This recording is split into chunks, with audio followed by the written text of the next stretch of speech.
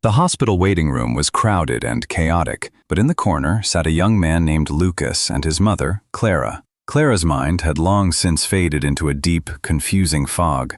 Lucas gently helped her into a chair, but within seconds she would anxiously try to stand back up. He patiently calmed her, over and over, with absolute tenderness. Suddenly, in a moment of severe agitation, Clara grabbed Lucas's hand and bit down on it with all her strength. Lucas winced in pain, but he did not pull away, nor did he yell. He simply remained a picture of quiet patience and profound respect, softly stroking her hair until she let go. A moment later, Clara looked at him with the wide, innocent eyes of a child and insisted she wanted French fries.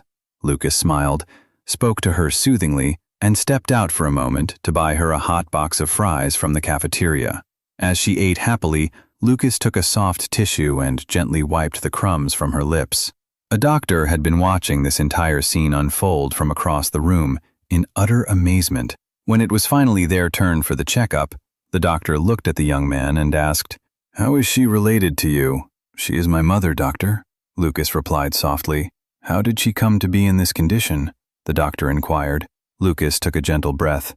"When I was just a little boy, my father abandoned us. The psychological trauma was so devastating for my mother that she completely lost her grasp on reality and could no longer maintain her mental balance. While I was growing up, my grandmother took care of her, but when my grandmother passed away, I took over her full responsibility. I have been caring for her every single day since." The doctor looked at the elderly woman, then back at Lucas.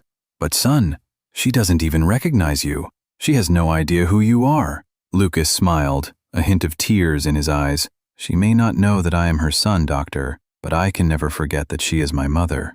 Just then, Clara's eyes wandered around the office and locked onto a beautiful, framed painting hanging on the doctor's wall, a picture of the majestic Vatican City and St. Peter's Basilica. She pointed a trembling finger at it, her voice suddenly filled with childlike excitement. "Lucas, you promised me we would go on a pilgrimage to Rome.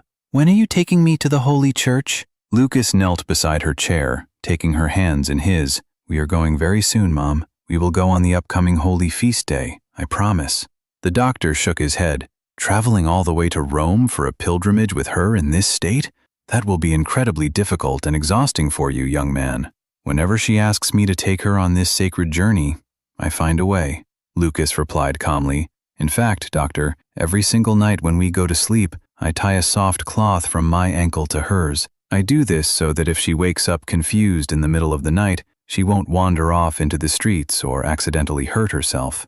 After the checkup was over and the mother and son left the office, the doctor sat back in his chair and wept.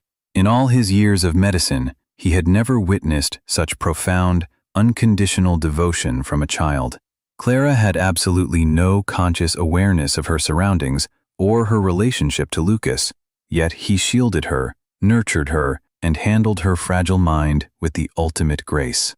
In today's world, a less devoted child might have quietly hidden her away in a cold, forgotten asylum, but Lucas understood a divine truth, that the love and sacrifice we pour into our parents is a direct reflection of our faith. Scripture teaches us to honor our father and mother, promising that those who carry this heavy cross with love will find immense grace and eternal blessings in the eyes of the Almighty. If you enjoyed this story, please support our page by sending stars and becoming a subscriber.